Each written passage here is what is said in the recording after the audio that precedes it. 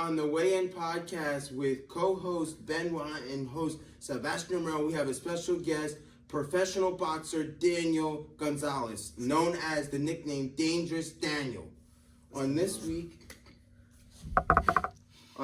weigh-in, we're going to break down you a newly found professional boxer that has found himself with an impressive 1-0 knockout of his opponent in the second round. Now, the first question I have for you is, what is the aspect coming from amateurs and going to professional? How did that feel? It was a big jump. So, the biggest jump I had was the environment of the fight. The amateurs usually is in a small venue, maybe a gymnasium, maybe somewhere small. I fought in the famous Boardwalk Hall where you had legends like Mike Tyson, Arturo Gatti, all these big fights happened. So it was jam-packed. The crowd was going crazy. So the environment was definitely different. That's the main thing that was I had to get adjusted to in the first few minutes of the fight. Well, what started your boxing career? Why did you want to be a boxer? So, I wanted to box because I was always a fan of the sport, and I just wanted to learn how to box. So I came in the gym, wanted to learn, and then once I started boxing, I was, quickly realized that I had a skill in this. And then I started sparring, having fun, and then I started fighting, and wanted to just keep going and going. Now I am where I am, and I love what I'm doing. So. And what particularly drew you to this gym here? I think it was the famous Cooney Boxing Academy. Yes, the famous by Jerry Cooney says this is one of the best gyms he's seen since New York. So it was actually luck. I was just I saw an ad on Instagram about the gym. And I was always wanted to get into a gym, so I just took the leap of faith. I actually called, I left a message, and I just stopped in here one day, and right away I fell in love with this gym, and then I signed up, and then like I said, I just wanted to learn how to box, and then progressively, I took it from there on out. And while you were amateur, what were some of your notable biggest wins that you could share with us today? So my first year, I won the 2021 Diamond Gloves at 139 pounds. And then in 2022, I had an injury, so I couldn't fight in the Golden Gloves that year. 2023, I won the Golden Glove Open Class 147. And then I fought in 2 national tournaments, and I had a short amateur career, but it was a notable one with a lot of good fights and fought a lot of good fighters. So what, we're going to tailor back to that famous Boardwalk call. How did it feel after weighing in for your first professional fight and then going into that kind of warming up for that fight? What mentally did you prepare yourself for that? It was very surreal, when I was just warming up in the locker room, it felt like another amateur fight. I was doing our normal routine, got my hands wrapped in my shadow boxing. I did mix with Percy. And then,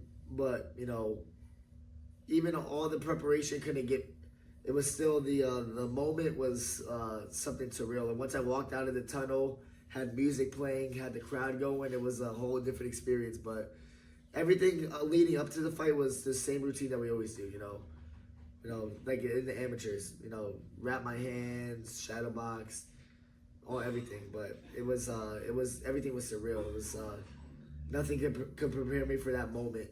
It was amazing.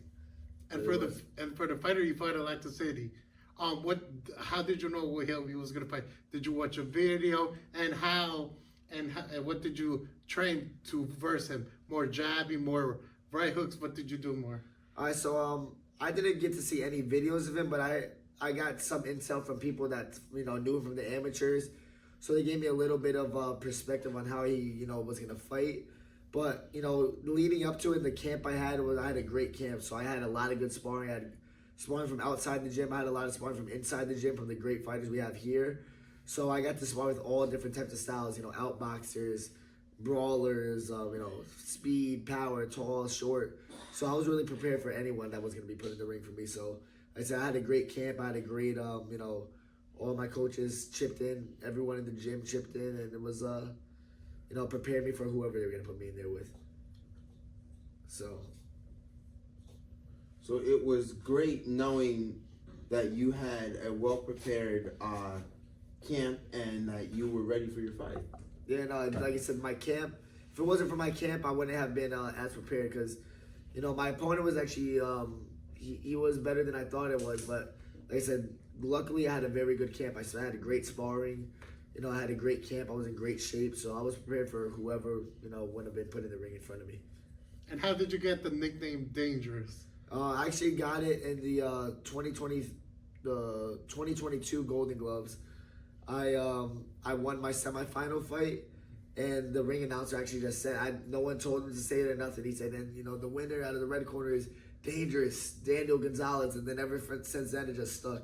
So yeah, I guess I got a nickname now. So that had to be a dream come true. Yeah, it was cool to get an unexpected nickname, you know. I mean, Sure. we can all say here today, you lived up to the nickname, knocking out your opponent in the second round. It was a dangerous punch. It left him on the ground, and he had that look that he wasn't getting up. You see that from a lot of boxers now today. You see some of them when they get that hard liver shot, they go to the floor. Then you know it's over when you see the mouthpiece spit out. You know that they're done. You know the ref's gonna count it. It's like when we saw the Duarte versus Ryan Garcia. Duarte was on the ground and the ref is counting, and he went to 9 and was on his way to 10. Then Duarte gets up and says, no, and that was it. And I think a lot of people talked about that fight because they kind of say that Ryan Garcia was not correctly using the Philly shell. And what do you think? He definitely has to improve on that a little bit more, but I think he has a new trainer, so I think with time, if he keeps working on it, it should get better. But you know, only time can tell if that Philly shell. You know, it's hard to learn something brand new when you've already been boxing a certain way over a certain amount of years. But you know, time will tell if he can improve on that, because he definitely needs to sharpen that Philly shell up a little bit. You know, he was using it. A lot of people, a lot of social media said they agreed with what you said, that they think that Ryan Garcia needs to work on his Philly shell. But coming up this year, there are a lot of big matchups that people are talking about. Looming social media is the Canelo Benavidez. What do you think if it's Canelo versus Benavidez? I hope that fight happens. That's a dream matchup. That's the best fight that can happen in boxing right now. You know, two guys at the top of their game, two Mexican fighters, so the hype around it would be astronomical. That's just the best fight out of any weight class, any weight division. It'll be, and then both their styles are tailor-made for each other. It will not be a boring fight. It will be a banger, and I hope it happens. Me personally, I believe Canelo, with his experience and his strength and being in that moment, I think he could edge it out. But regardless, it'll be a very hard fight to predict. A great fight to happen, though. Hopefully it happens for boxing fans and, you know, boxers, everyone. Yeah, and another fight the fans want to see is Ryan Garcia versus Devin Haney. That one, it'll be a good fight too. Both of them are very talented. I think right now in their career, I think Devin Haney is a little bit sharper.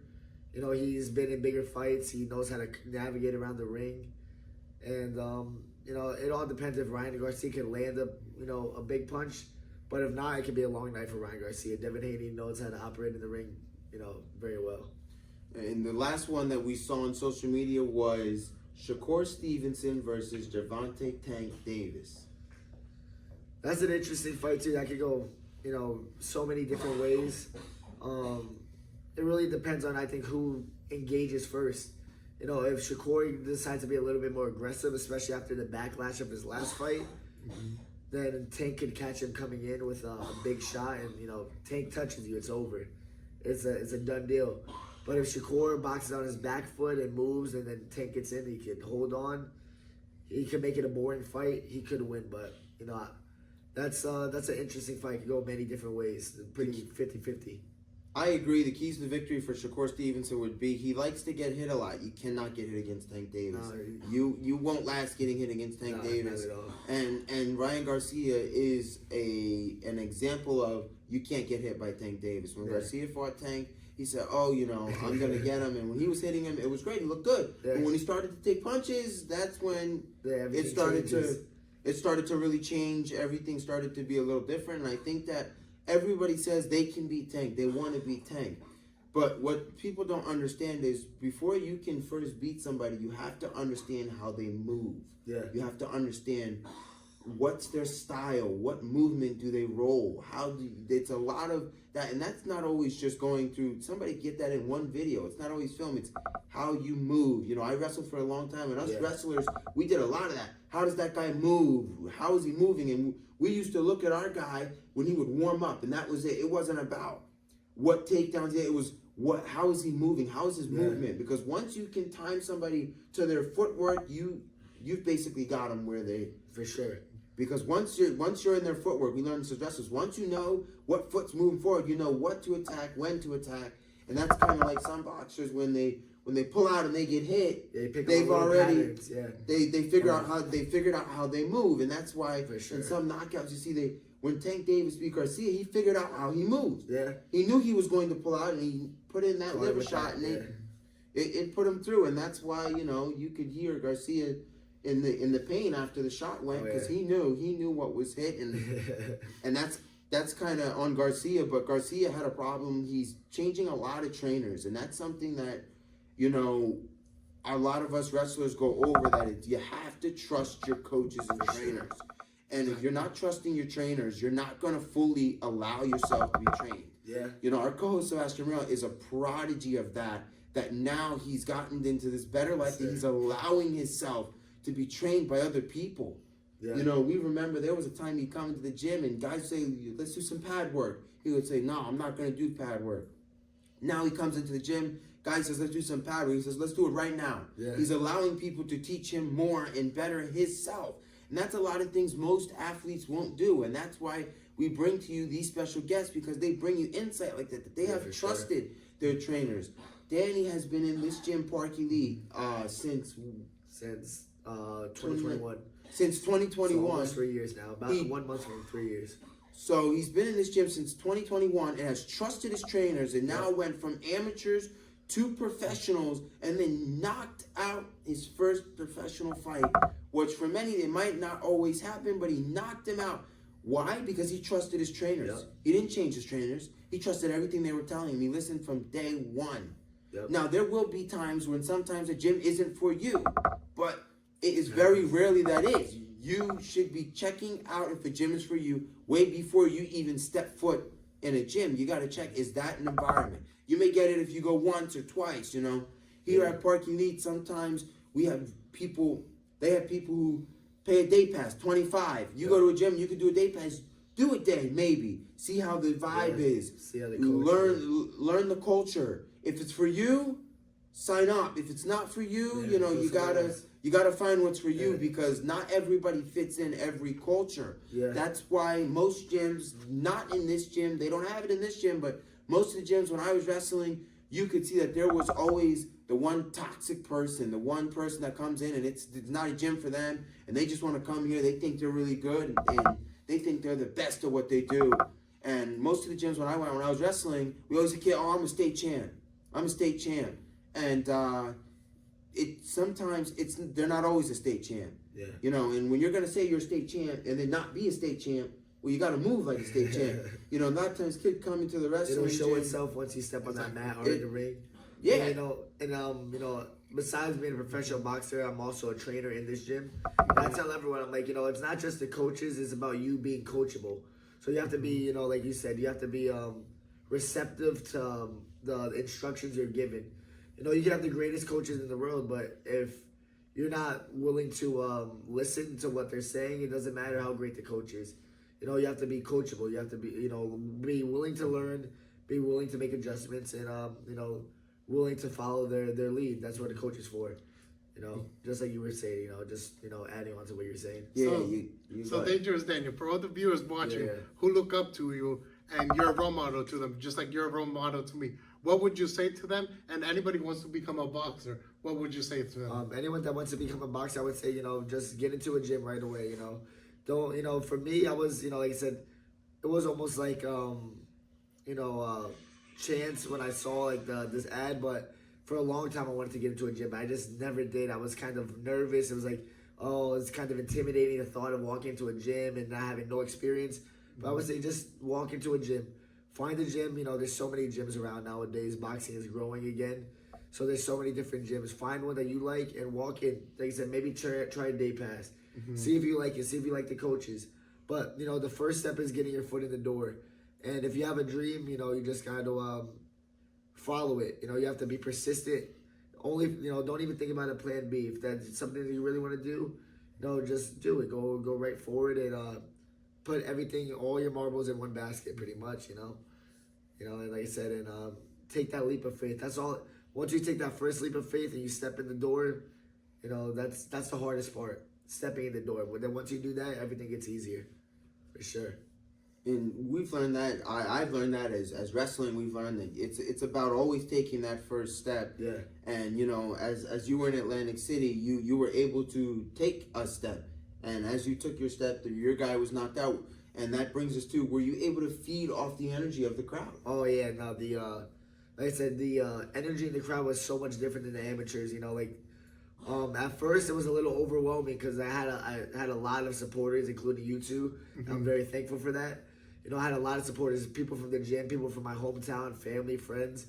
And, I started off hot. I started off, throwing punches, and then I started boxing a little bit, slowing down the pace. Crowd got very quiet. And I started, in my head, now this is where experience comes into play. You gotta, still stay calm. I wanted to get the crowd going again. And I got a little reckless, and I got hit with a shot that I normally wouldn't get hit with. But, I weathered the storm. Luckily, I got a good corner. They gave me good instructions. They told me to box. They told me to, relax. Don't rush anything. And then that's what led to the knockout. But, the feeding off the crowd every time you land the punch.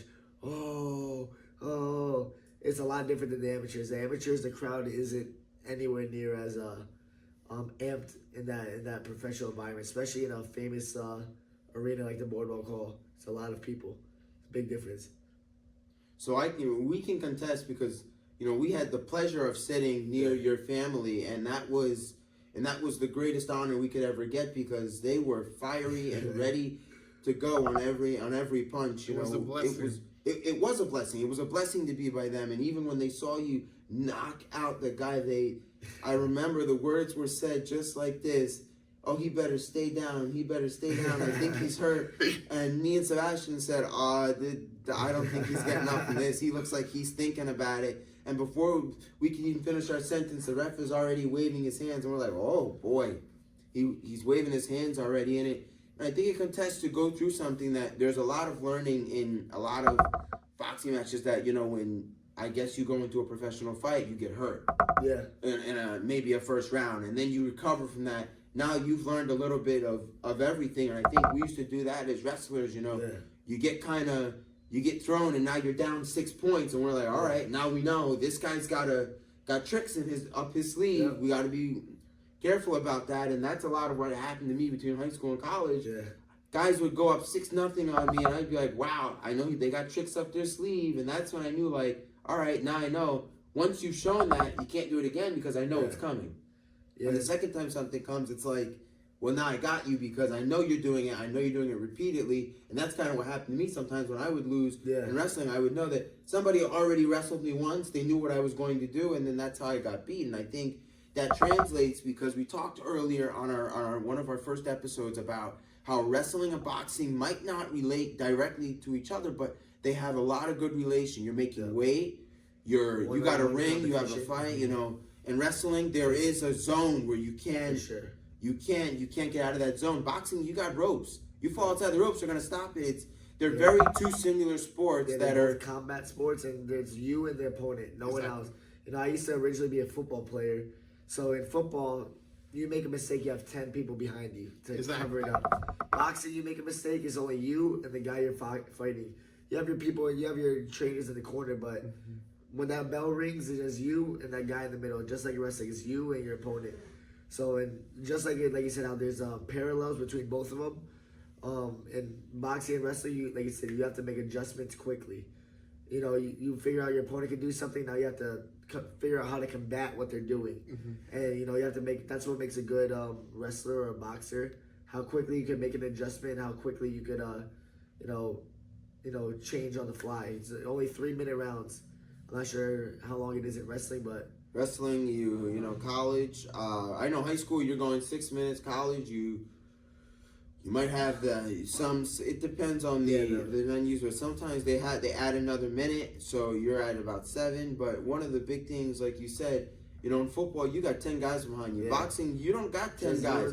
You got 10 seconds to figure it out, exactly. and you got 10 seconds to figure it out. After that, you're knocked out, and that's a lot of what happens to some of these young amateur boxers. They get hit with a nice body shot, a nice body shot in the liver, and then they got 10 seconds to figure it out. In professional, you still only have 10 seconds to figure it out. Last time, because now those gloves are smaller, no headgear, so you gotta figure it out on the fly quickly.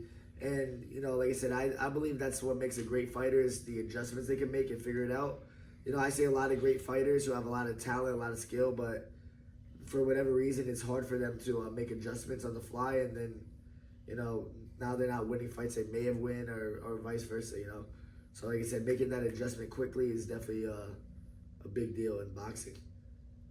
Yeah, so for us, we've had the pleasure of seeing many of boxing events. We went down to, I believe JP's event was in Newark, to be correct. So we went down to Newark. We had the pleasure of meeting Emmanuel Rodriguez, who was the WBA gold champ, and it was an experience to learn from, meeting so many different professional boxers that we know. We know Emmanuel Rodriguez, and to know that a lot of these guys are very different in weight class and maybe in style, but a lot of these guys we're picking up a thing or two from some of these guys that they're getting in, and we're learning the ins and outs of boxing. When we first started in about April, we started a Park Elite Boxing Academy. We knew absolutely nothing, and by now we've pretty much got ourselves down packed that we can throw a pretty good jab.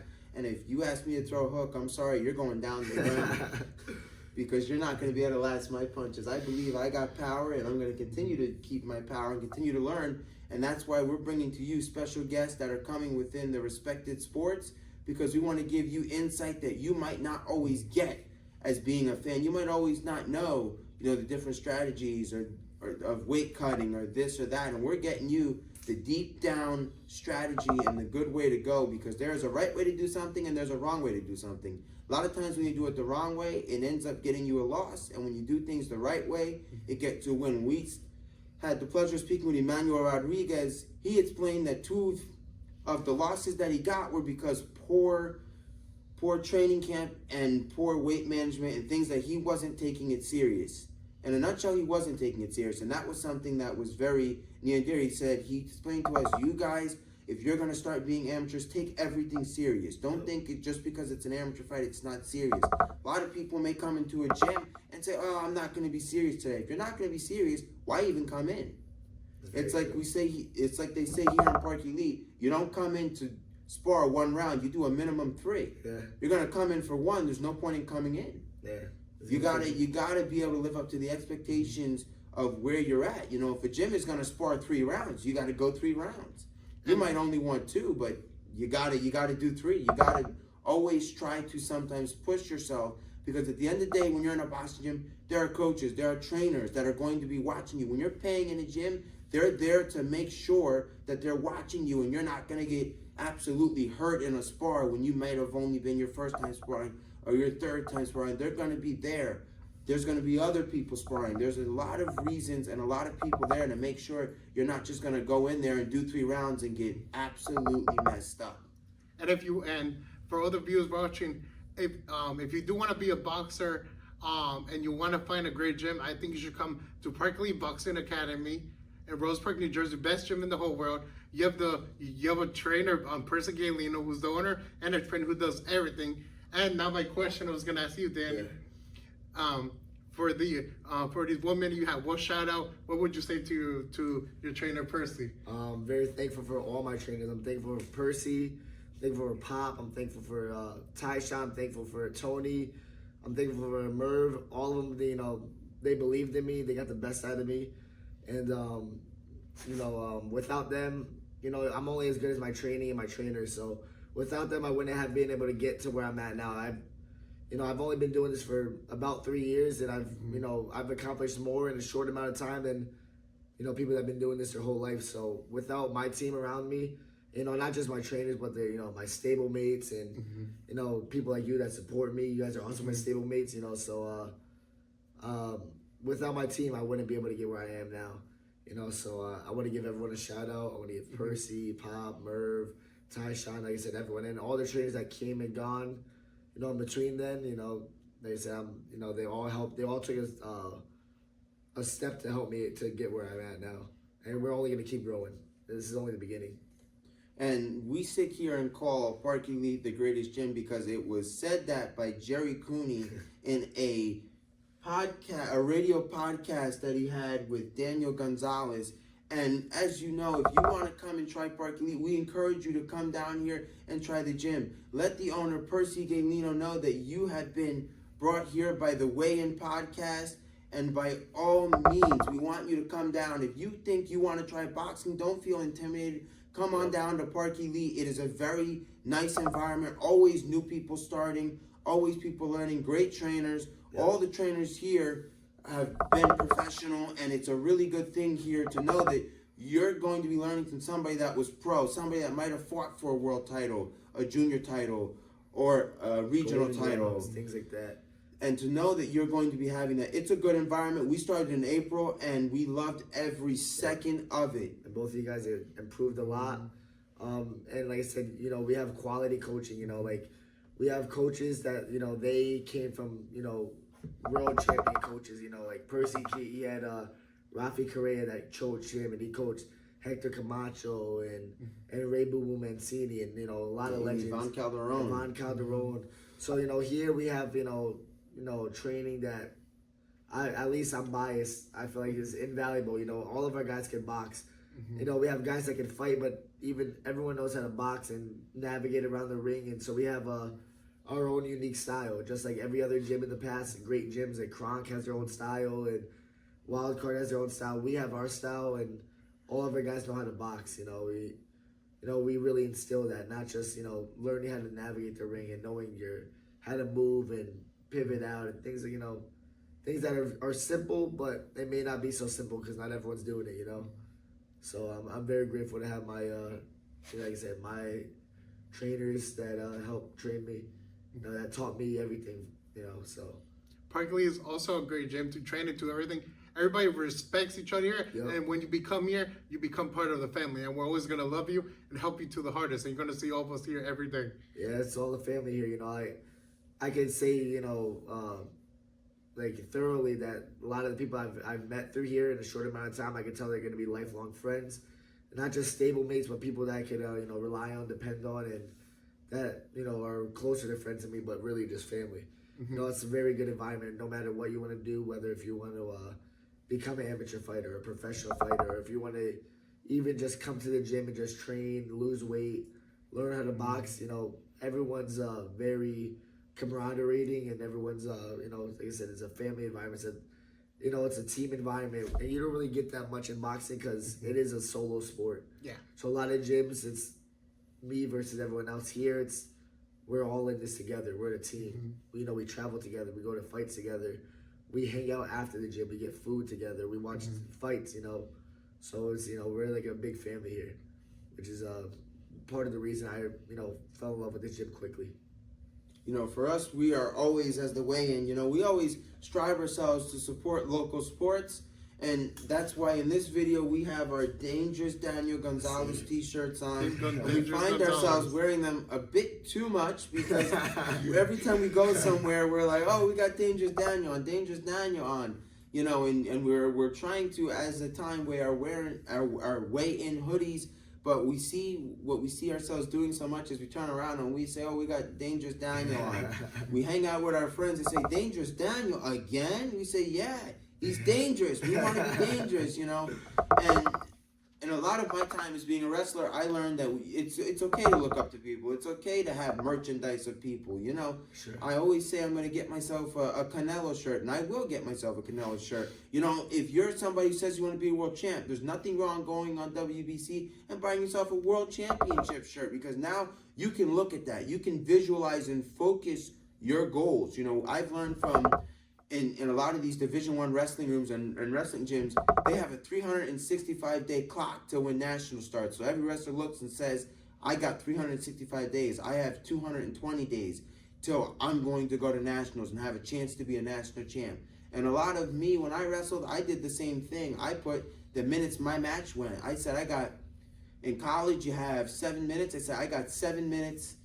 I got 7 minutes to figure out if whether I can beat this guy and show everybody else watching that I'm good. And it could be, you could use that same format for high school wrestling, 6 minutes, or use that same format for about boxing. You know, you take the number of matches you want to do. You say if you're going to go 12 rounds, 3 rounds, 4 rounds, and you put that on a whiteboard and you just stare at it. And that'll tell you, you have 12 rounds, 5 rounds to prove to all those judges that you're the champion in that ring. Yep. You're the guy in that ring. And when you surround yourself with the team like they have here at Park Elite, with the team that they have in other places, with the great gym where trainers, where they care about you and they want you to get this, they visualize and believe you can get your goals, that is the gym that you know you're good to be in, because that's where they're telling you, hey, I believe you can be a world champ. Yeah. I believe you're going to be there. And if they believe it, you believe it. And if you believe it, you're going to get there. Exactly. Because if you dream something, you'll think about it. You'll fixate to it. And when you fixate to something like a world title or a title or just losing 50 pounds, 60 pounds, you're going to see it will happen. Yep. And that is why a lot of the fixation is sometimes good when you're doing it. Like a wrestling movie I saw, Vision Quest, was a great wrestling movie. And the latest movie we saw was Cinderella Man. The guy was on poverty, barely could pay his bills, turned around and turned his whole boxing career around to become a great boxer for what he was doing. He turned around and was making money. Just because you're down low, that doesn't mean you're helpless. That doesn't mean you're not willing to be better than the guy next to you. That just means you have to work 10% more than the guy next to you. That means you have to work harder than the guy next to you. Just because your training partner may say, I'm going to skip out and not do the bag today, doesn't mean you have to. That means you can go and hit the bag. Do way more than he does. And when you're on top and have a world title and he's still looking at how do you get there, that's not your problem. You worked hard. You put your effort in. You surrounded yourself with the best people. Surrounding yourselves when you train with people who are going to want to do the same things you're going to do is good. Surrounding yourself with somebody who may say, I'm going to hit the treadmill today only. Well, you're not going to really box? Nah.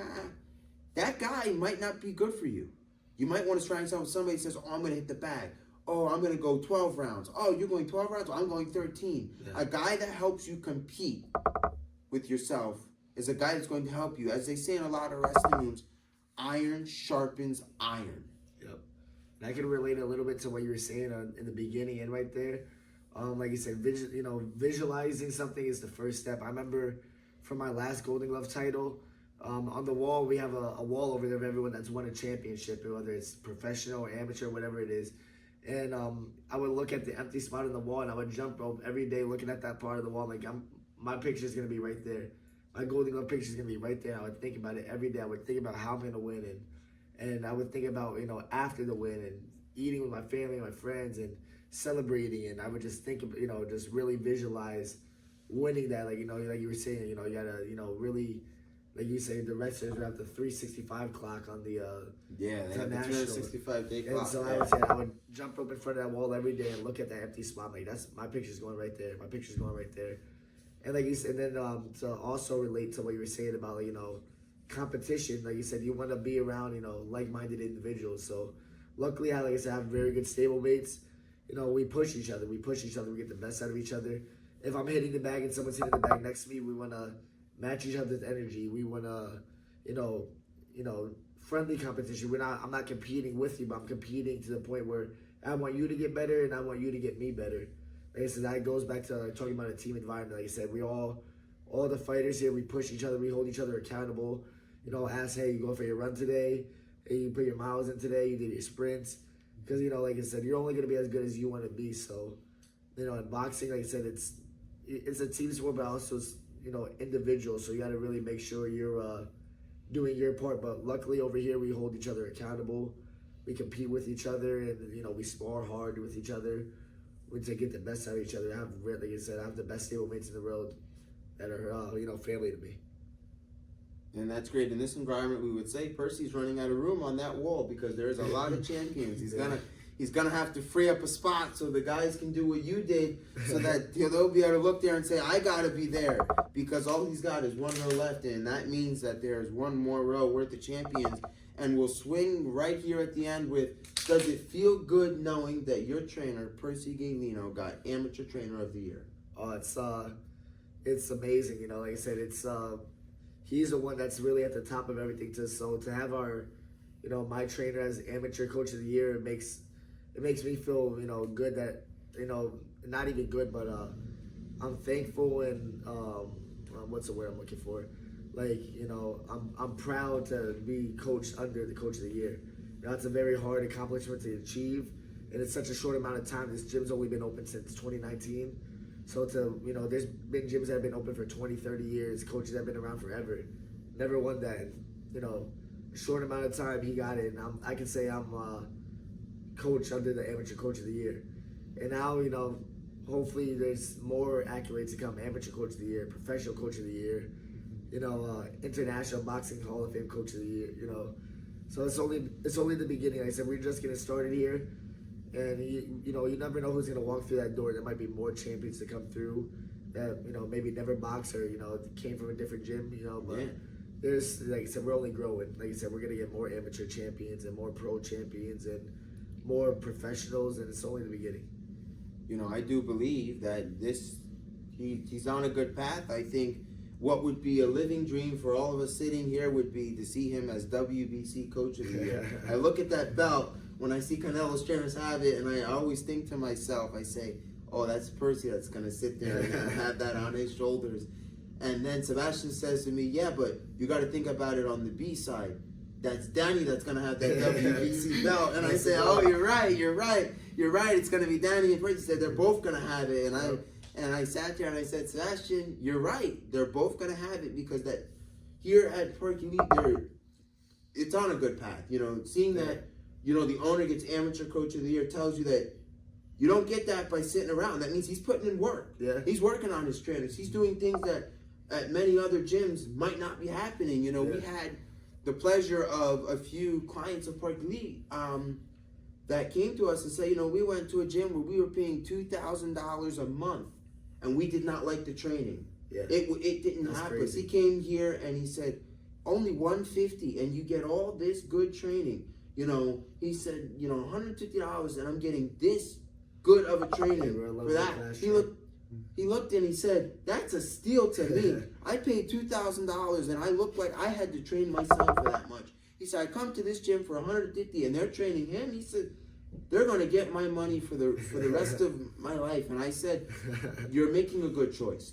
Yeah. And I say you're making a good choice because he's got Amateur Coach of the Year, and there's a lot of amateurs in here. And what happens in a gym, we play this little app called Boxing Managers, which is on the phone, which is just a little app, but it kind of got us into a little bit of what happens. At one point, I had like 16 amateurs in the app, and I learned that when there's 16 amateurs, there are going to be 16 professionals, and that was my mistake on the app. I saw that I had over 30 boxers in about 5 gyms, but it's all right. There were a couple world titles, but I learned my mistakes, and I learned that this gym has a lot of amateurs, and with being a lot of amateurs, one day that's going to be a lot of professionals. Yep. Which means in return it's the B side, like Sebastian says. That's a lot of world titles that are going to have to make some room on these walls. Yeah, we have a I lot hate of to talent say it, here. but Ricky Hatton's going to be upset. He's coming down. Danny's world title's going to have to go down. Yeah, we have a lot of talent in here. We have a lot of amateur talent, a lot of young talent. And I'm excited to see not just myself, but a lot of these guys grow. A lot of these guys progress in their careers and eventually, take that leap of faith and go professional. Like I said, I know I'm not the, we're going to have a lot of pros soon and a lot of pros in the future. We have a lot of, like I said, young kids, older guys, and all of them have potential to go far in this, and they will go far. Well, we can say this. Sooner or later, they'll have to say goodbye to those scarves out there, because that would probably be a perfect place to line all the WBC belts up. And also going a little bit back, Percy Galino, he deserved the work, because not only he's the owner of the gym, but he's a trainer, and he trains everybody, and he's our family, and he's like our father. He does everything for us. Percy does everything for this gym, and I think from other gyms I've been with, this is the best one. And you gotta pick here or that's it. You only gotta come here and that's it. Come here, Percy's your guy, and you always gotta be with Percy for everything. For sure. Like I said, I may be biased, but I have to agree with that. It's. I gotta be. To me, there's no other option. If you're in this area, if you're in the state of New Jersey, this is it. No, for just here, that's it. No, I mean, I gotta be with you because, formerly in the area, they had the other gym, Yeti MMA, that had Cooney, but Yeti MMA has since gone down. And at this point, you bring it here because this is the next best gym in the area. Yep. Not too many gyms where you go where the guys turn professional and they're making the shirt for them. Hey, you're making the shirt. We have many of shirts with all the professionals on it, but we have the shirt with Danny on it, and it seems to be every time we go out, we get caught with it. Every time we go to the bar, the bartender said to us, "I love your shirt. Who's Dangerous Daniel? He's a professional boxer." We went back. 2 weeks later, she said, "Again, you're wearing Dangerous Daniel?" We said, "Well, he's a professional boxer. He's really good." She said, "All right." Then the third time we went to the bar, we wore it again, and she said, "All right, this guy's got to be a world champ by now. He done wore the shirt for a third time." We said, "He's getting there, he's getting there." She goes, "You know what, the next time he fights, you got to let me know because you keep wearing that shirt, and at this point, now I got to get one because this doesn't make sense. You're wearing something that I don't have." And we said, "Well, when they put the shirts back on sale, we're going to hook you up." And it was really funny. Every time we went to that same bar, we wore the same shirt. And there was an old man that sat in the corner and said to us, "Dangerous Daniel, that sounds about right." He said, "He knocked that guy out, didn't he?" And we said, "Oh, he knocked the guy out." He said, "Yeah, that's why he's dangerous, isn't it?" And we said, "Oh, he's dangerous, all right." Yeah, I try to live up to that name. So I'm trying to live up to that name and keep getting stoppages and, go from there. For sure.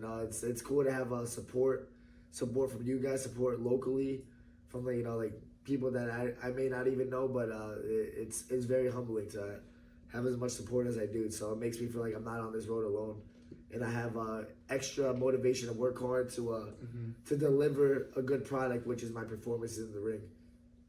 For us, I think it's a little more than just, it's loyalty. Yeah, it's loyalty for us. We're very loyal to all the boxers we've met and all the people we meet. We're very loyal.